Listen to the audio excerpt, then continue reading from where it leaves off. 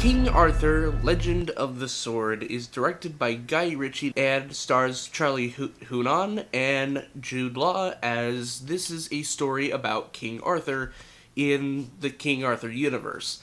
This movie has a lot of problems, but before we get to the problems of this film, because there are a lot of problems with this film, let's start off with the positives that I found in this film. The very few. I found that the third act of the film was actually pretty well executed in the way, the action takes place and whatnot. I felt it was pretty good. A really nice climax and all that good stuff. The villain alternate design, Jude Law as the villain is pretty good, but his alternate design reminds me of like a Dark Souls game, and it was really cool to see that, because I think secretly Guy Ritchie wanted to do a Dark Souls game, but he had to do a King Arthur film, so I guess he tried to mix the two together. I don't know. Visually, with the villain, it kind of looked like a Dark Souls game. Yeah, that's... And a few ideas here and there with some of the things that they put in for the Arthurian legend. There is some really neat ideas, and some of them come from the villain, and some of them come from Excalibur itself. There is some neat ideas here and there, but let's really get into the negatives here with this one. The story is kind of all over the place. The first two acts, especially, they really rush character development, which is a problem with this story.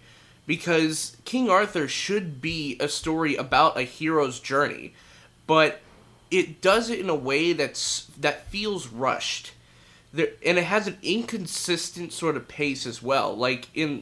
After the first scene, before the title sequence and whatnot, after the title sequence, sorry, it goes into this rushed, sort of quickly edited, paced, background of who King Arthur was before he became, this adult. It goes through his childhood and teenagehood in a very quick pace, and you could have had something there to have some sort of character development, so you can get the main character to be a little bit more three-dimensional, but by the end of it, King Arthur in the end is just kind of flat as a character.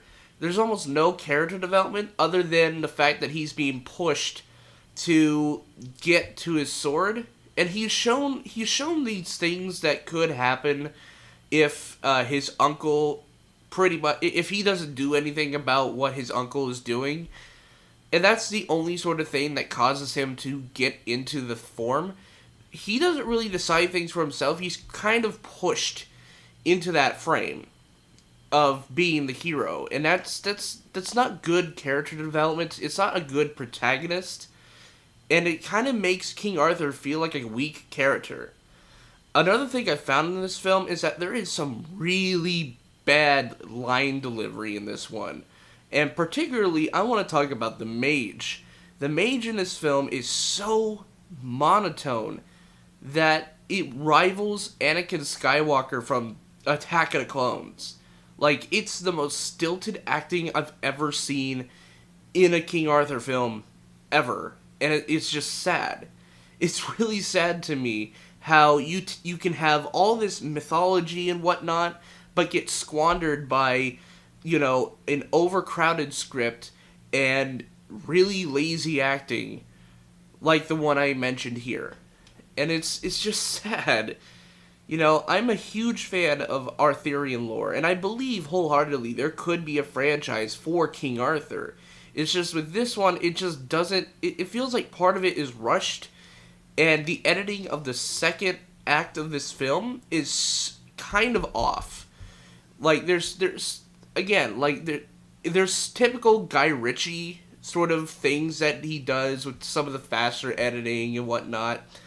And I think, I think with the major problems of this film, it's being that it has an inconsistent pace, the tone is off, the script is off, the editing is really terrible, and again, it's not a good hero's journey.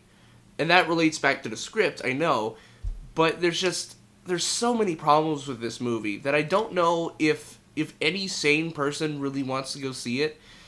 I mean, I would say that if you want to go see it, make sure you get it in Redbox and get some drinks and enjoy it, because that's the only way I see that you guys really enjoying this film. I mean, aside from some really cool visual effects and some good action and some good characters in this film and some neat ideas, it's overall kind of squandered with some terrible editing, a really poor script, and a protagonist that doesn't seem to want to take things into his own hands till, like, the last second. And there's almost no character progression for any of these characters. There's almost no arc. So, with that being said, I'm going to give King Arthur, Legend of the Sword, a C-. Yeah, this film was kind of a disappointment for me, because I really want there to be a good King Arthur film, and unfortunately we're not going to get it anytime soon. So, yeah. Thank you guys so much for watching my review, and be sure to stick around next week, because I'm going to be reviewing Alien Covenant, a film that I had been waiting for ever since I started Alien Month back in January. So, without further ado, I'll see you guys in the next video. Peace.